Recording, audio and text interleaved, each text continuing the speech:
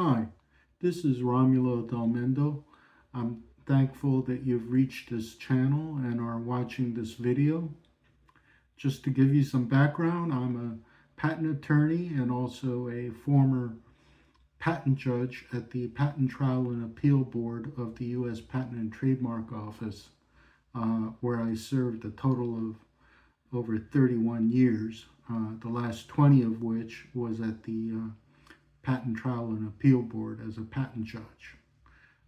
So I hope to give you some insights on the niceties of patent prosecution through these presentations that I'll be making.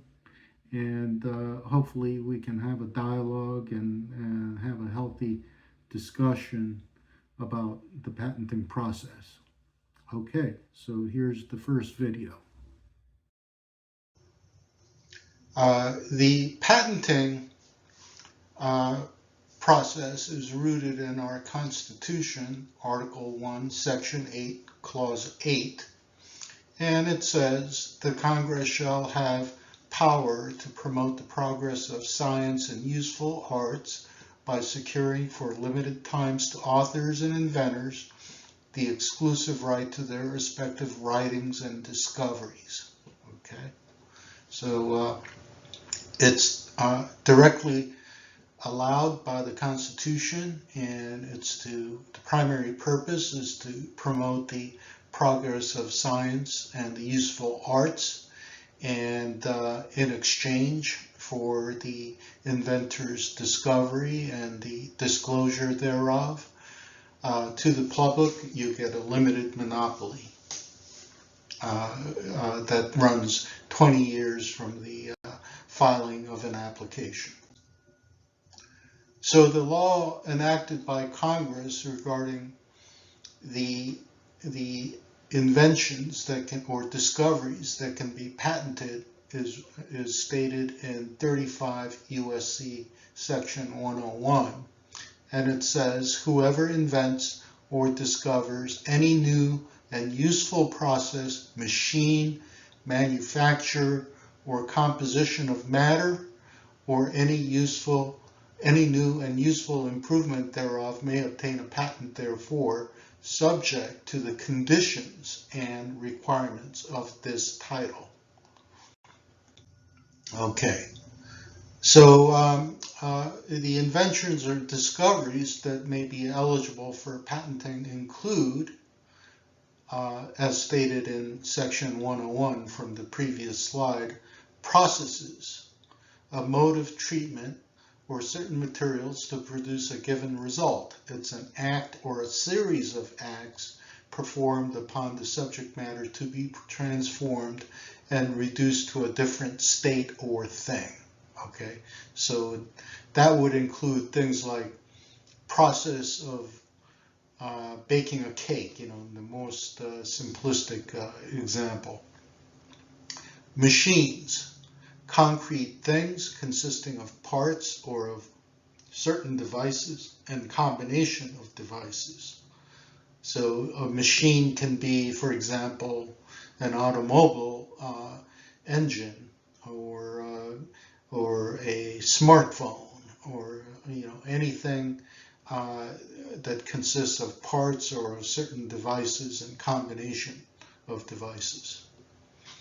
Articles of manufacture is another category of invention, and sometimes there's some overlap between articles of manufacture and machines, but an article of manufacture is that which is produced from raw or prepared materials by giving to these materials new forms, qualities, properties, or combinations, whether by hand labor or by machinery. So an example of an article of manufacture would be a tire, for example. You start out with rubber, and then you mold it, and you undergo certain processing to provide a tire product. Compositions of matter. All compositions of two or more substances and all composite articles, whether they be the results of chemical union or of mechanical mixture, or whether they may be gases, fluids, powders, or solids. So a composition of matter, an example would be, for example, a drug formulation. Let's say, an antiviral composition or vaccine, that would be a composition of matter. A baked product, such as a cake, would be a composition of matter because it has certain ingredients that are put together. Metallic alloys, that's another composition of matter where you mix various metallic elements and process them to make a metallic alloy. The examples, of course, of these four categories of invention are almost limitless. Okay, however, not all of these four categories are patentable, and there are certain judicially recognized exceptions to patentable subject matter, and these include abstract idea, and those are mental processes, mathematical concepts, and methods of organizing human activity. For example, if I have an idea about a process for teaching a high school class, that would not be patentable because that's really a method of organizing human activity. I also can't patent, for example, the Pythagoras theorem, because that's a mathematical concept.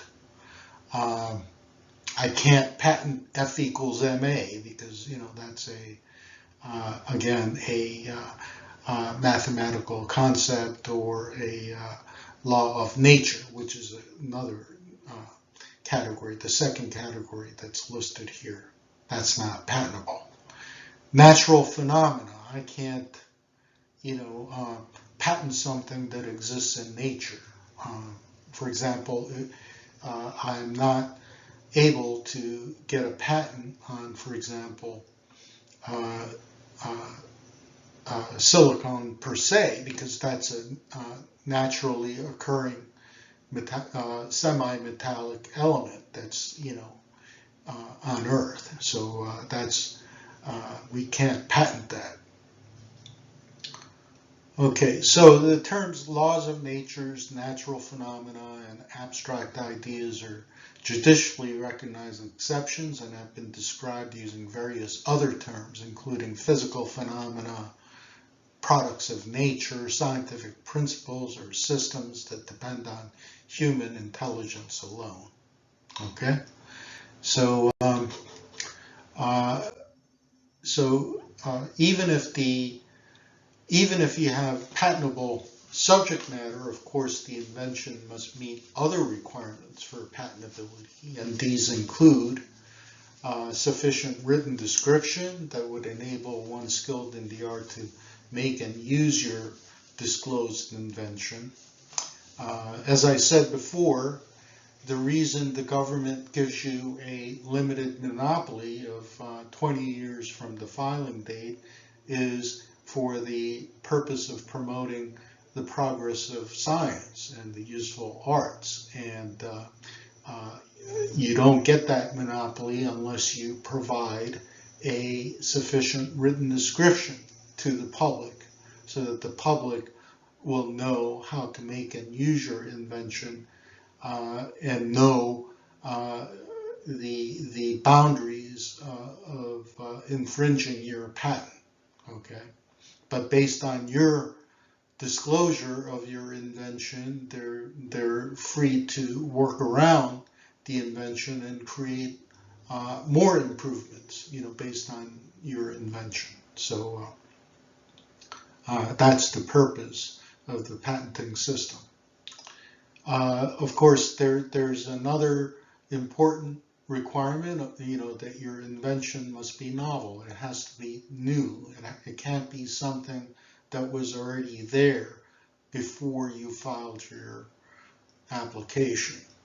Okay, and then most of the patent applications are rejected on the basis of non-obviousness.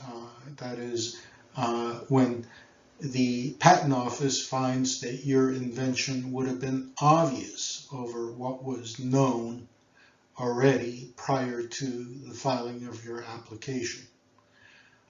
So these other requirements for patentability we will go into further detail in subsequent presentations. So that's, in a nutshell, the first presentation. So whether you can patent your idea or invention depends on whether they fall within the 4 categories of invention that are sanctioned under the Constitution and the patent laws. And even if they are within those, it can't be one of the judicially recognized exceptions that we talked about, such as abstract idea, law of nature, and natural phenomena, and so forth. So I hope this is a good introductory presentation, and I hope to engage with you on this and other topics that will follow. Thank you.